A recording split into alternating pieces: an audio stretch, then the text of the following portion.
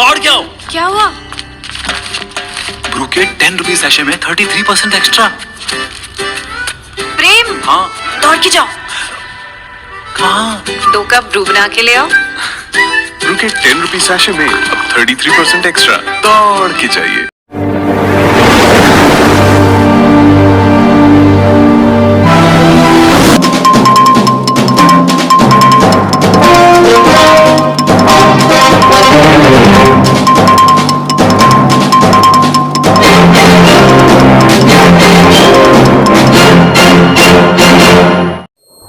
ನಮಸ್ಕಾರ, ರಾಜ್ ನ್ಯೂಸ್ ಲ್ಯಾನ್ಗೆ ಸುಸ್ವಾಗತ. ಇಂದಿನ ಸುದ್ದಿಗಳನ್ನು ನೋಡೋಣ.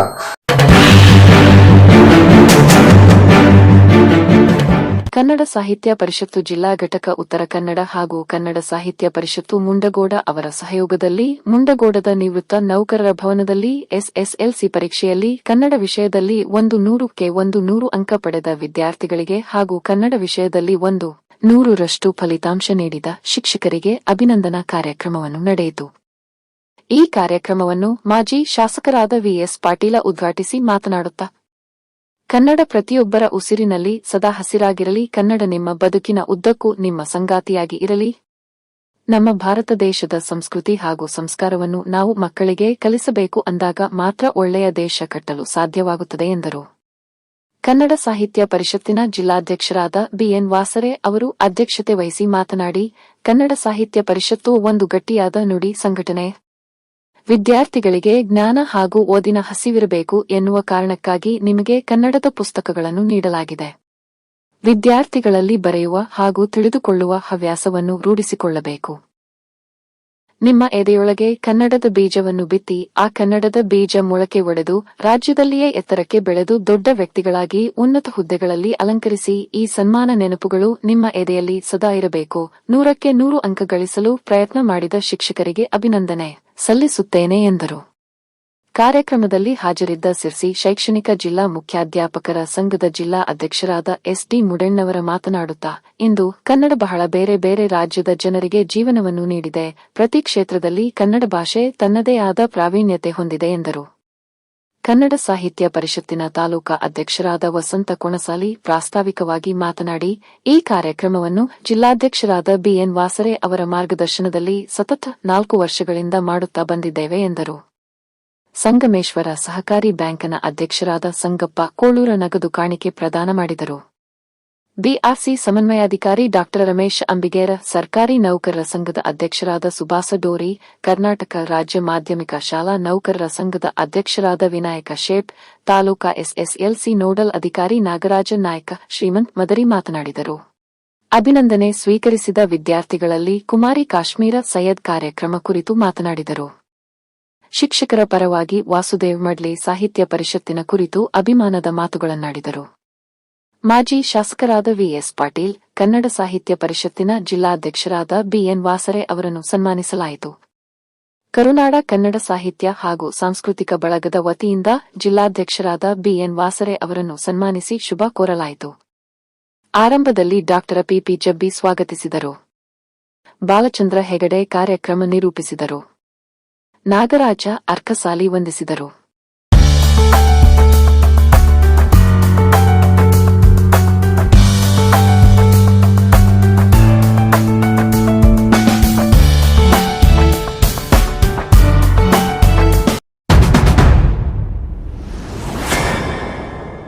ಮಾನ್ವಿತಾ ಸಾಂಸ್ಕೃತಿಕ ಟ್ರಸ್ಟ್, ಆರ್ಯ ದುರ್ಗಾದೇವಿ ಪ್ರಕಾಶನ ಮುಂಡಗೋಡ ಇವರ ಆಶ್ರಯದಲ್ಲಿ ರವಿವಾರ ನಡೆದ ಕುಂದಕಾವ್ಯ ಭಾಗ 1 ಕೃತಿ ಲೋಕಾರ್ಪಣೆ ಹಾಗೂ ಸಾಧಕರ ದಿಗ್ವಿಜಯ ಅಭಿನಂದನಾ ಸಮಾರಂಭವು ದೈವಜ್ಞ ಸಭಾಭವನದಲ್ಲಿ ರವಿವಾರ ನಡೆಯಿತು. ಈ ಸಮಾರಂಭವನ್ನು ದೇಶನೂರನ ಹಿರಿಯ ಪ್ರಾಥಮಿಕ ಆಶ್ರಮ ಶಾಲೆಯ ಎಎಸ್ ಗಡದವರ್ ಉದ್ಘಾಟಿಸಿದರು. ಶಿಗ್ಗಾವಿಯ ಶ್ರೀ ಚೆನ್ನಪ್ಪ ಕುನ್ನೂರ್ ಪಿಯು ಕಾಲೇಜಿನ ಪ್ರಾಚಾರ್ಯರಾದ ಡಾ ನಾಗರಾಜ ದ್ಯಾಮನಕೊಪ್ಪ ಕೃತಿ ಲೋಕಾರ್ಪಣೆ ಮಾಡಿದರು. ಅಧ್ಯಕ್ಷತೆಯನ್ನು ಹರಪನಹಳ್ಳಿಯ ಎಚ್ಪಿಎಸ್ಪಿಯು ಕಾಲೇಜಿನ ಪ್ರಾಂಶುಪಾಲರಾದ ಡಾ ಮಂಜುನಾಥ ಬೆನಕನಕೊಂಡ ವಹಿಸಿದ್ದರು. ಮುಖ್ಯ ಅತಿಥಿಗಳಾಗಿ ಹಾವೇರಿ ಬ್ರೈಟ್ ಅಕಾಡೆಮಿಯ ಪ್ರಾಚಾರ್ಯರಾದ ಕೆಜಿ ಪಾಟೀಲ್ ಆಗಮಿಸಿದ್ದರು. ಸಾಧಕರ ದಿಗ್ವಿಜಯ ಅಭಿನಂದನಾ ಸಮಾರಂಭದ ಮುಖ್ಯ ಅತಿಥಿಗಳಾಗಿ ಬೆಂಗಳೂರು ಸಾಫ್ಟ್ವೇರ್ ಇಂಜಿನಿಯರ್ ಗಣರಾಜ ಶೆಟ್ಟಿ, ಉಡುಪಿಯ ಎಪಿಎಂಸಿ ಅಧಿಕಾರಿ ಜಗನ್ನಾಥ್, ಮುದ್ದೇಬಿಹಾಳ ತಾಲೂಕಿನ ನಾಲತವಾಡದ ಆಯುರ್ವೇದ ವೈದ್ಯರಾದ ಡಾ ದಿವ್ಯ ಪಾಟೀಲ್, ಹರಿಹರ ತಾಲೂಕಿನ ಕೊಂಡಜ್ಜಿ ಗ್ರಾಮದ ಮಹಿಳಾ ಮತ್ತು ಮಕ್ಕಳ ಅಭಿವೃದ್ಧಿ ಇಲಾಖೆಯ ಮೇಲ್ವಿಚಾರಕರಾದ ಗೀತಾ ಕೆಟಿ ಆಗಮಿಸಿದ್ದರು. ಈ ಸಮಾರಂಭದಲ್ಲಿ ಶಮಿತಾ ರಾಜಶೇಖರ ನಾಯ್ಕ ಅವರಿಗೆ ಮಾನ್ವಿತಾ ಕಲಾರತ್ನ ಪ್ರಶಸ್ತಿ ನೀಡಿ ಗೌರವಿಸಲಾಯಿತು. ಇದೇ ಸಂದರ್ಭದಲ್ಲಿ ಹಲವರಿಗೆ ಪ್ರಶಸ್ತಿ ನೀಡಿ ಸನ್ಮಾನಿಸಿ ಗೌರವಿಸಲಾಯಿತು. ಆರಂಭದಲ್ಲಿ ಮಾನ್ವಿತ ಸಾಂಸ್ಕೃತಿಕ ಟ್ರಸ್ಟ್ನ ಸಂಸ್ಥಾಪಕರು ಹಾಗೂ ಆರ್ಯದುರ್ಗಾದೇವಿ ಪ್ರಕಾಶನದ ಪ್ರಕಾಶಕರಾದ ನರೇಶ ಶೆಟ್ಟಿ ಸ್ವಾಗತಿಸಿದರು. ಡಾಕ್ಟರ್ ನಾಗರತ್ನ ಶೆಟ್ಟಿ ಕಾರ್ಯಕ್ರಮ ನಿರೂಪಿಸಿದರು. ನಾಟ್ಯ ಮಯೂರಿ ನೃತ್ಯ ಕಲಾ ಕೇಂದ್ರದ ಶಶಿರೇಖಾ ಬೈಜು ಮತ್ತು ತಂಡದವರಿಂದ ಸಾಂಸ್ಕೃತಿಕ ಕಾರ್ಯಕ್ರಮ ಎಲ್ಲರ ಮೆಚ್ಚುಗೆಗೆ ಪಾತ್ರವಾಯಿತು.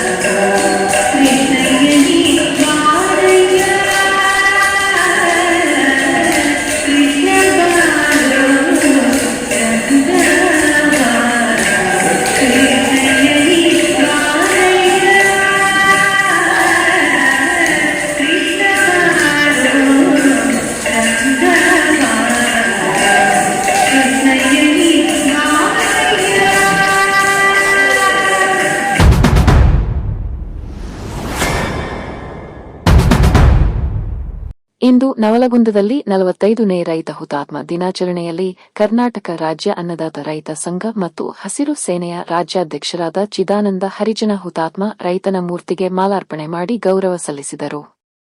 ಈ ಸಂದರ್ಭದಲ್ಲಿ ರಾಜ್ಯ ಸಂಘಟನಾ ಕಾರ್ಯದರ್ಶಿಯಾದ ಮಾರ್ಟಿನ್ ಬಳ್ಳಾರಿ, ಹುಬ್ಬಳ್ಳಿ ಧಾರವಾಡ ಜಿಲ್ಲಾಧ್ಯಕ್ಷರಾದ ಶಂಕರಣ್ಣ ತಿಪ್ಪಣ್ಣನವರ್ ಪದಾಧಿಕಾರಿಗಳ ಮತ್ತು ಅನೇಕರು ಭಾಗವಹಿಸಿದ್ದರು ಮತ್ತು ರೈತರ ಹೋರಾಟಕ್ಕೆ ಬೆಂಬಲವನ್ನು ವ್ಯಕ್ತಪಡಿಸಿದರು.